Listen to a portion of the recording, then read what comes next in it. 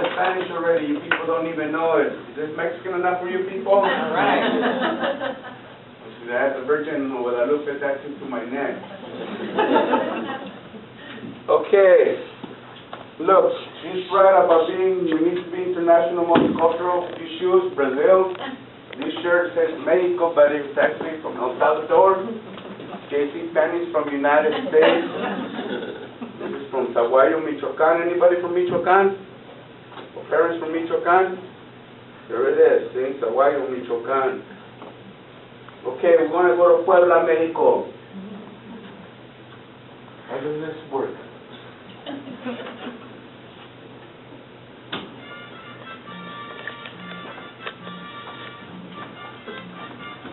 Where's the volume? Yeah, thank you. That's Mexican independence, real quick.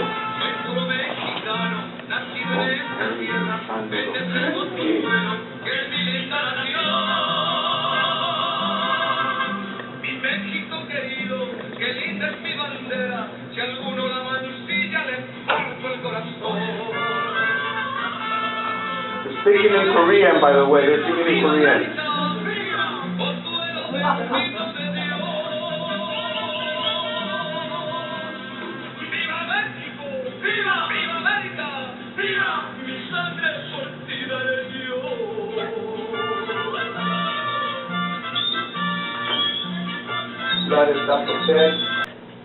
He doesn't look like Ricky Martin, does he? Okay. Laura, can we start with you, please? Cinco de Mayo is a May, a patriotic holiday that celebrates the Mexicano victory over the French army in the Battle of Puebla, 1862 to present. Sister? Cinco de Mayo is a day that most students are aware of starting in elementary school to college. But all students do not know is that it is not just filled with Mexican beer, Corona, and acting Mexican with colorful sombreros. It actually marks the Mexico's victory over the French army in the Battle of Puebla in 1862. What is Cinco de Mayo? Cinco de Mayo is not a national holiday and is not confused with the Mexican Independence Day, which is September 16, 1810. Cinco de Mayo is a celebration of the Battle of Puebla against France. Cinco de Mayo is celebrated mainly in the Puebla region of Mexico and other areas in the country, but is more celebrated in the U.S. where there are a larger number of Mexicano or Chicano people. Just like St. Patrick's Day, celebrated more here than in Ireland. It has been compared again and again with the 4th of July in the United States. The real reason for the celebration is that in the day a very important battle took place. Cinco de Mayo is a very, very important date for Mexicanos and Chicanos, and the world in general, and marks the victory of the Mexicano troops against the sophisticated army forces of France. It was a fight of David against Goliath. This battle represents unity, independence, and self-determination for natives, Mexicanos, Chicanos, Las Americas, and the world in general. Cinco de Mayo represents the spirit of all people to defend themselves from interventions or conquests by foreign powers and the right to self-determination. Look at Africa, how much is being covered. Look at the Americas. Look at Asia. How long they've been colonized by different people. The Filipinos, that's why they're Catholic and Spanish, or Tagalog. Benito Pablo Juarez was barely a child free when he lost his mother and father. Constantly struggled and persevered to obtain a good education. At an early age, Don Benito Juarez would kick the chickens around in his rancho and would scream, "I would be president of Mexico one day." The people in his town thought he was crazy. Later in life, he did become president of Mexico. He was a full-blooded Zapoteca Indian, and the first full-blooded Indian to be president of Mexico. According to Dr. Jacobo, and according to my research, some people say he walked 24 hours to get an education, 40 miles. Some people say 2 days the latest research I've done, 3 days. I have walked 17 miles only one time in my lifetime when I was in the Army. That was enough. Imagine 40 miles just to get an education.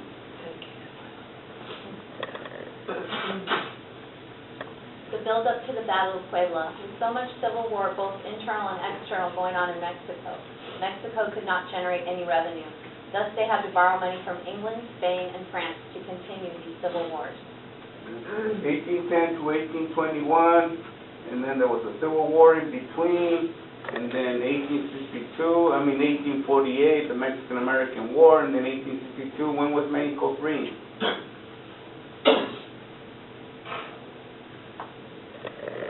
These mighty countries demanded repayment for debts owed to them, but the country had no way to pay back. But the country had no way to pay the country back. Then President Benito Pablo Juarez asked for a 2-year non-repayment, and once the 2 years was up, the country would resume payments.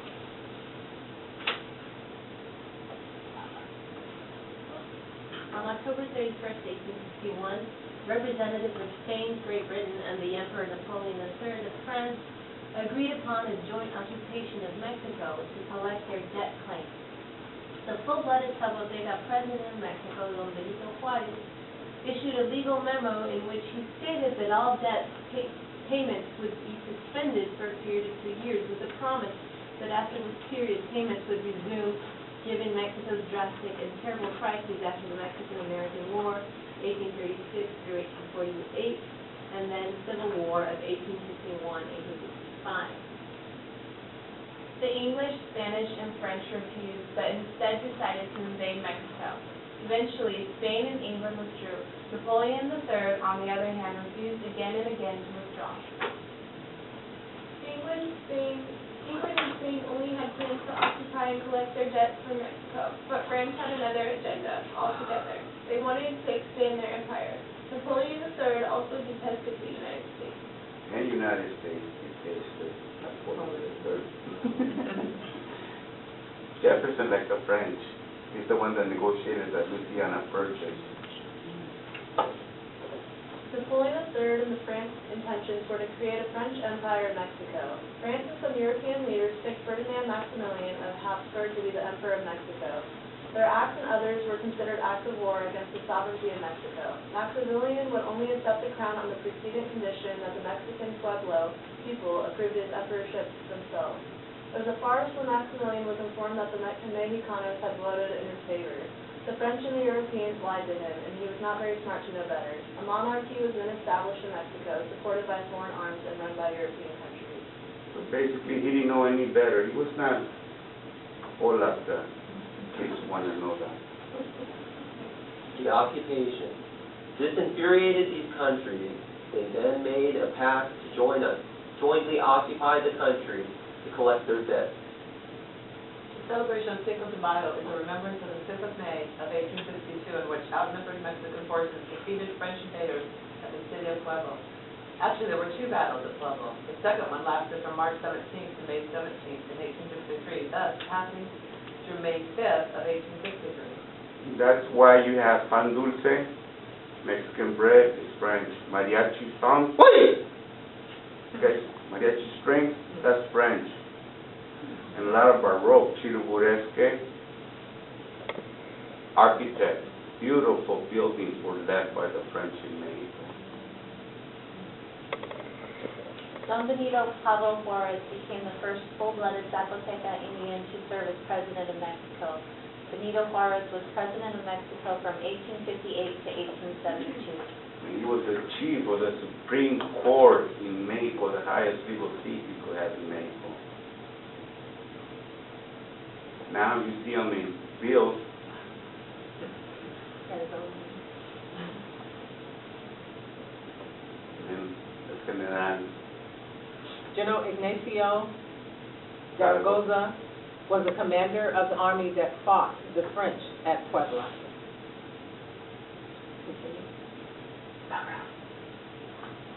His desire was to be a priest, but his destiny was to be a general. Zaragoz's short life was filled with a series of battles, but May 5, 1852, made him a hero forever. That's him. Governor Vallejo, that Vallejo belonged to him. Benicia, that's his wife. All that property belonged to her. Solano, Spanish. Sacramento, San Francisco, San Jose. You guys don't even know it. May 5, 1862. On this day, the sophisticated troops of France under Napoleon III, with 8,000 strong, fought against the Mexican militia of 4,000. It was also on this day that the force of a foreign sovereignty empire met resistance in Puebla. The French encountered strong resistance on their march to Mexico City near Puebla at the forts of Loreto and Guadalupe. The Mexican resistance was led by General Ignacio Zaragoza. Him and his militia were outnumbered with 6,500 soldiers accompanied by the French, as their army consisted of 4,500. That's what happened. During times of war, young people die. People just like you.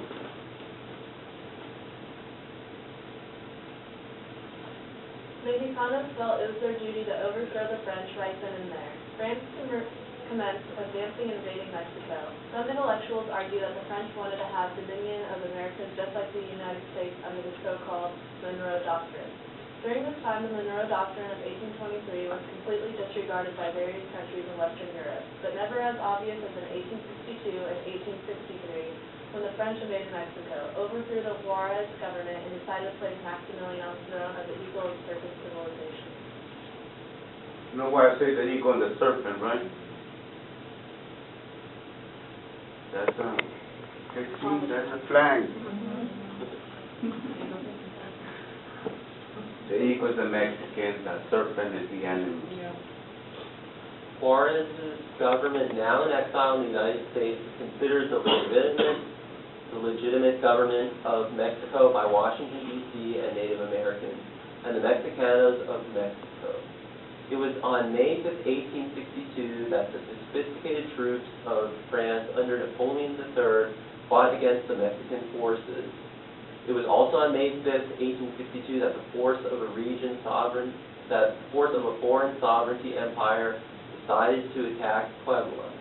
It was also here where generals such as Mondragon, Negrete, Zaragoza, Colonel Diaz, and the Zapoteca Indians, women, men, the elders, boys, and girls, fought against these well-trained soldiers of Napoleon III. I fought and died for Don Benito Juarez, guardian of the Constitution. I was him on a dusty road on barren land as he protected his Argives as Moses' sacrament. He held his Mexico in his hand on the most desolate and remote ground which was this country and this giant little Zapotec. Gave not one palm breadth of this country's land to kingdom monarchs or presidents of foreign powers. Everybody's been in Mexico, Italians, Germans, Irish, Spanish, of course, United States, otherwise I would not be speaking Spanish today.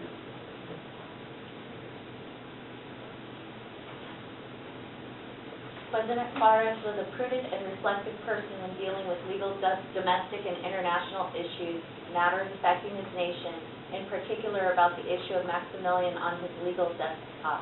Benito Juarez replied in the following manner: Maximilian was given a fair trial according to the Constitution of Mexico. Therefore, there is nothing I can do for him. We must teach the colonizers, just like individuals as well as nations, the respect for each other's rights and the conservation of peace. So you respect people's rights, you're not going to have conflict. So just as individuals as well as nations, they respect each other, mutual respect and understanding, there's not going to be no conflict. When he executed Maximilian, well, I think I have Victor Hugo on the other one. Hugo wrote, anybody familiar with the writer Hugo, Los Miserables? He wrote, please save them. Well, there's nothing I can do. We still have his beer in the museum because he goes, please do not shoot my beer. We still have it in the museum in case you guys want to see it. message and words in this legal memo reflects the spirit of mutual respect and understanding of people as well as nations, plus unity, independence, and self-determination for natives, Mexicans, Chicanos, Las Americas, and the world in general. His message then represents the spirit of all people in the world to defend themselves from intervention and/or conquest by foreign powers, plus the right to self-determination and the right to life, liberty, property, justice, and the mutual respect and understanding about each other's cultures, languages, and history in order to maintain peace and the pursuit of happiness. Amen. As an aside, General Zaragoza, the main soldier to fight against French troops, was born in Texas when it was still part of Mexico. Hence, in the mystical world, he would have been Chicano today. This then is only a glimpse of Cinco de Mayo during the period of the Civil War in the United States. He was born in Texas when he was Mexico. So if David was born in Texas, he would have been Chicano. I like the word Chicano because it brings out conflict and it starts a conversation. This culture is conflict-oriented. In my culture, we don't believe in conflict. And people from Cinco de Mayo, the women there, it will be beautiful when they want to. But if you get them mad, I'm not kidding. I'd rather fight a tiger in a cage, a vicious tiger, than to deal with a woman from Puebla. You don't mess with them, I'm not kidding. It will be beautiful, but don't get them mad. Just like my mom, don't get her mad. That's the statue in Texas.